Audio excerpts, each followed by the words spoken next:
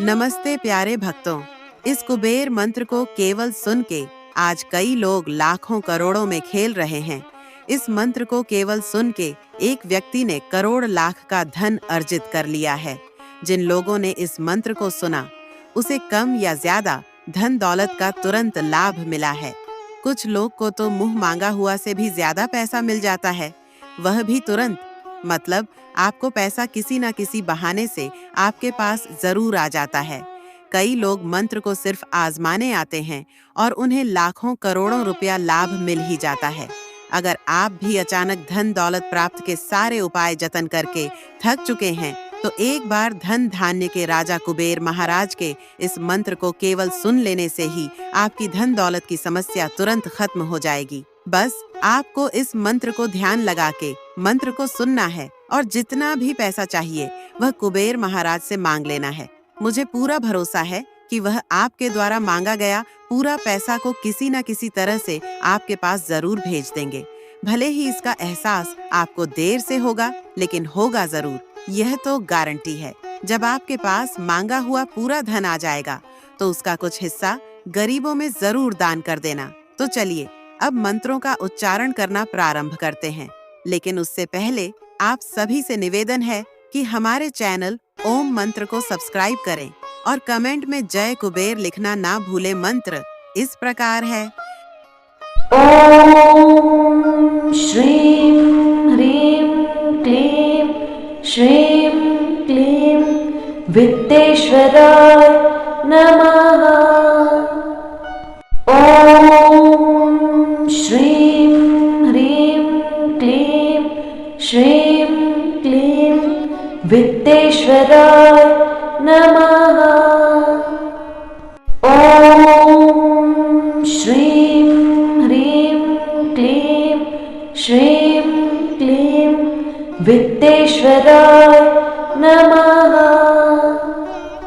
ओम श्रीं ह्रीं क्लीं श्रीं क्लीं वित्तेश्वराय नमः।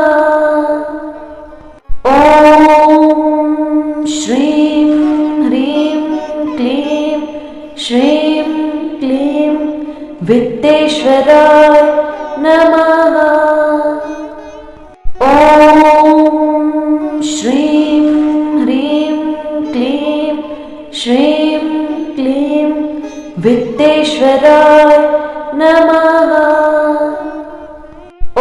ओम श्रीं ह्रीं क्लीं श्रीं क्लीं वित्तेश्वराय नमः।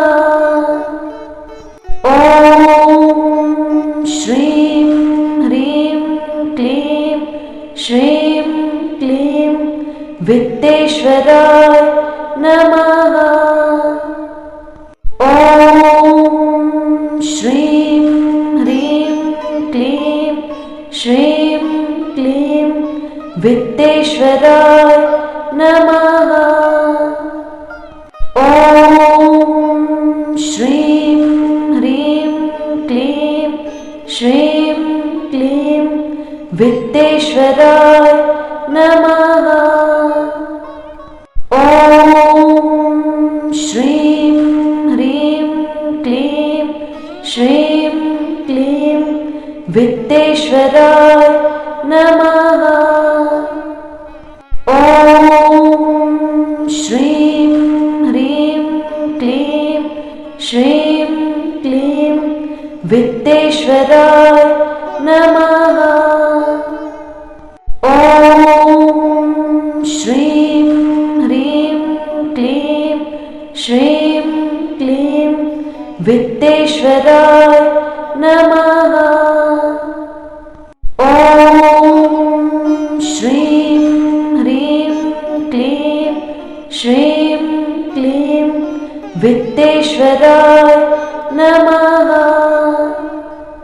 ओम श्रीं ह्रीं क्लीं श्रीं क्लीं वित्तेश्वराय नमः। ओम श्रीं श्रीं क्लीं वित्तेश्वराय नमः। ॐ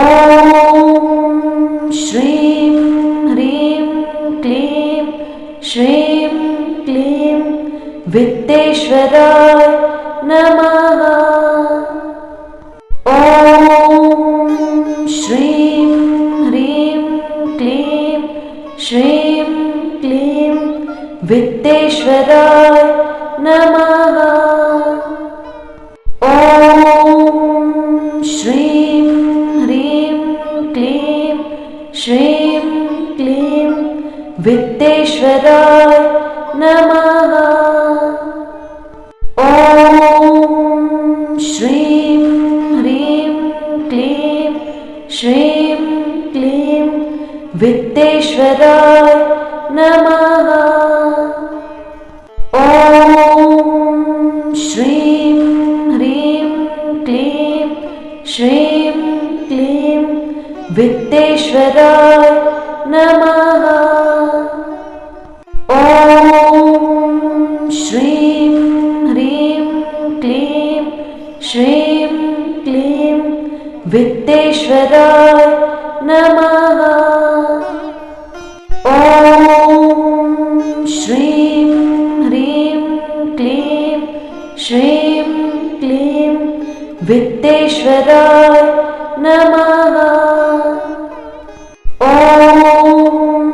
श्रीं ह्रीं क्लीं श्रीं क्लीं वित्तेश्वराय नमः। ॐ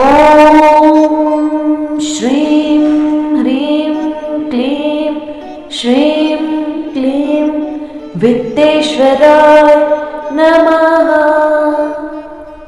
ॐ श्रीं ह्रीं क्लीं श्रीं क्लीं वित्तेश्वराय नमः। ॐ श्रीं ह्रीं क्लीं श्रीं क्लीं वित्तेश्वराय नमः। ॐ श्रीं ह्रीं क्लीं श्रीं क्लीं वित्तेश्वराय नमः। ॐ श्रीं ह्रीं क्लीं श्रीं क्लीं वित्तेश्वराय नमः। ॐ श्रीं ह्रीं क्लीं श्रीं क्लीं वित्तेश्वराय नमः। ॐ श्रीं ह्रीं क्लीं श्रीं क्लीं वित्तेश्वराय नमः। ॐ श्रीं ह्रीं क्लीं श्रीं क्लीं वित्तेश्वराय नमः। ॐ श्रीं ह्रीं क्लीं श्रीं क्लीं वित्तेश्वराय नमः। ॐ श्रीं ह्रीं क्लीं श्रीं क्लीं वित्तेश्वराय नमः। ॐ श्रीं ह्रीं क्लीं श्रीं क्लीं वित्तेश्वराय नमः। ॐ श्रीं ह्रीं क्लीं श्रीं क्लीं वित्तेश्वराय नमः। ॐ श्रीं ह्रीं क्लीं श्रीं क्लीं वित्तेश्वराय नमः। ॐ श्रीं ह्रीं क्लीं श्रीं क्लीं वित्तेश्वराय नमः। ॐ श्रीं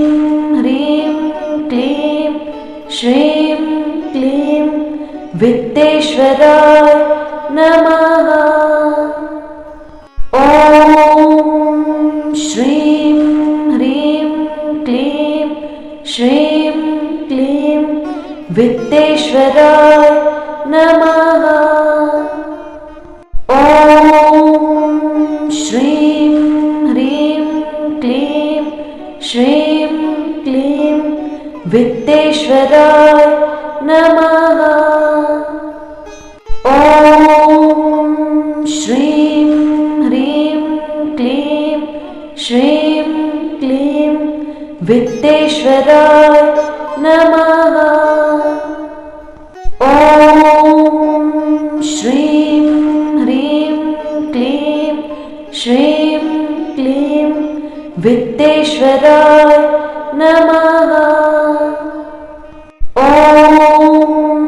श्रीं ह्रीं क्लीं श्रीं क्लीं वित्तेश्वराय नमः। ॐ श्रीं ह्रीं क्लीं श्रीं क्लीं वित्तेश्वराय नमः। ॐ श्रीं ह्रीं क्लीं श्रीं क्लीं वित्तेश्वराय नमः। ॐ श्रीं ह्रीं क्लीं श्रीं क्लीं वित्तेश्वराय नमः। ॐ श्रीं ह्रीं क्लीं श्रीं क्लीं वित्तेश्वराय नमः। ॐ श्रीं ह्रीं क्लीं श्रीं क्लीं वित्तेश्वराय नमः। ॐ श्रीं ह्रीं क्लीं श्रीं क्लीं वित्तेश्वराय नमः। ॐ श्रीं ह्रीं क्लीं श्रीं क्लीं वित्तेश्वराय नमः। ॐ श्रीं ह्रीं क्लीं श्रीं क्लीं वित्तेश्वराय नमः। ॐ श्रीं ह्रीं क्लीं श्रीं क्लीं वित्तेश्वराय नमः। ॐ श्रीं ह्रीं क्लीं श्रीं क्लीं वित्तेश्वराय नमः। ॐ श्रीं ह्रीं क्लीं श्रीं क्लीं वित्तेश्वराय नमः। ॐ श्रीं ह्रीं क्लीं श्रीं क्लीं वित्तेश्वराय नमः। ॐ श्रीं ह्रीं क्लीं श्रीं क्लीं वित्तेश्वराय नमः। ॐ श्रीं ह्रीं क्लीं श्रीं क्लीं वित्तेश्वराय नमः। ॐ श्रीं ह्रीं क्लीं श्रीं क्लीं वित्तेश्वराय नमः। ॐ श्रीं ह्रीं क्लीं श्रीं क्लीं वित्तेश्वराय नमः। ॐ श्रीं ह्रीं क्लीं श्रीं क्लीं वित्तेश्वराय नमः। ॐ श्रीं ह्रीं क्लीं श्रीं वित्तेश्वराय नमः। ॐ श्रीं ह्रीं क्लीं श्रीं क्लीं वित्तेश्वराय नमः। ॐ श्रीं ह्रीं क्लीं श्रीं क्लीं वित्तेश्वराय नमः। ॐ श्रीं ह्रीं क्लीं श्रीं क्लीं वित्तेश्वराय नमः। ॐ श्रीं ह्रीं क्लीं श्रीं क्लीं वित्तेश्वराय नमः। ॐ श्रीं ह्रीं क्लीं श्रीं क्लीं वित्तेश्वराय नमः। ॐ श्रीं ह्रीं क्लीं श्रीं क्लीं वित्तेश्वराय नमः। ॐ श्रीं ह्रीं क्लीं श्रीं क्लीं वित्तेश्वराय नमः। ॐ श्रीं ह्रीं क्लीं श्रीं क्लीं वित्तेश्वराय नमः। ॐ श्रीं ह्रीं क्लीं श्रीं क्लीं वित्तेश्वराय नमः। ॐ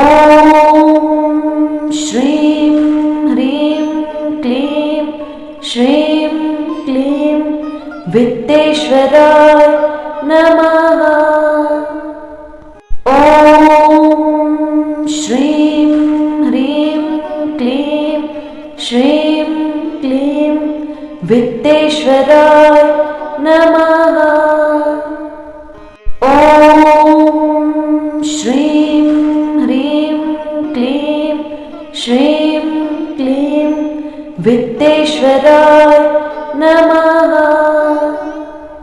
ॐ श्रीं ह्रीं क्लीं श्रीं क्लीं वित्तेश्वराय नमः। ॐ श्रीं ह्रीं क्लीं श्रीं क्लीं वित्तेश्वराय नमः। ॐ श्रीं ह्रीं क्लीं श्रीं क्लीं वित्तेश्वराय नमः। ॐ श्रीं ह्रीं क्लीं श्रीं क्लीं वित्तेश्वराय नमः।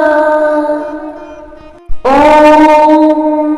श्रीं ह्रीं क्लीं श्रीं क्लीं वित्तेश्वराय नमः। ॐ श्रीं ह्रीं क्लीं श्रीं क्लीं वित्तेश्वराय नमः। ॐ श्रीं ह्रीं क्लीं श्रीं क्लीं वित्तेश्वराय नमः। ॐ श्रीं ह्रीं क्लीं श्रीं क्लीं वित्तेश्वराय नमः। ॐ श्रीं ह्रीं क्लीं श्रीं क्लीं वित्तेश्वराय नमः। ॐ श्रीं ह्रीं क्लीं श्रीं क्लीं वित्तेश्वराय नमः। ॐ श्रीं ह्रीं क्लीं श्रीं वित्तेश्वराय नमः। ॐ श्रीं ह्रीं क्लीं श्रीं क्लीं वित्तेश्वराय नमः। ॐ श्रीं ह्रीं क्लीं श्रीं क्लीं वित्तेश्वराय नमः। ॐ श्रीं ह्रीं क्लीं श्रीं क्लीं वित्तेश्वराय नमः। ॐ श्रीं ह्रीं क्लीं श्रीं क्लीं वित्तेश्वराय नमः। ॐ श्रीं ह्रीं क्लीं श्रीं क्लीं वित्तेश्वराय नमः। ॐ श्रीं ह्रीं क्लीं श्रीं क्लीं वित्तेश्वराय नमः। ॐ श्रीं ह्रीं क्लीं श्रीं क्लीं वित्तेश्वराय नमः। ॐ श्रीं ह्रीं क्लीं श्रीं क्लीं वित्तेश्वराय नमः। ॐ श्रीं ह्रीं क्लीं श्रीं क्लीं वित्तेश्वराय नमः। ॐ श्रीं ह्रीं क्लीं श्रीं क्लीं वित्तेश्वराय नमः।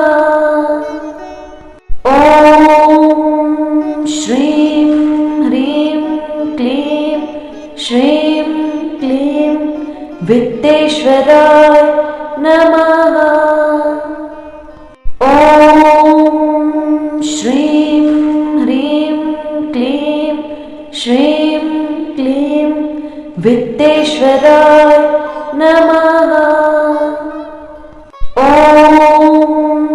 श्रीं ह्रीं क्लीं श्रीं क्लीं वित्तेश्वराय नमः। ॐ श्रीं ह्रीं क्लीं श्रीं क्लीं वित्तेश्वराय नमः। ॐ श्रीं ह्रीं क्लीं श्रीं क्लीं वित्तेश्वराय नमः। ॐ श्रीं ह्रीं क्लीं श्रीं क्लीं वित्तेश्वराय नमः। ॐ श्रीं ह्रीं क्लीं श्रीं क्लीं वित्तेश्वराय नमः। ॐ श्रीं ह्रीं क्लीं श्रीं क्लीं वित्तेश्वराय नमः। ॐ श्रीं ह्रीं क्लीं श्रीं क्लीं वित्तेश्वराय नमः। ॐ श्रीं ह्रीं क्लीं श्रीं क्लीं वित्तेश्वराय नमः। ॐ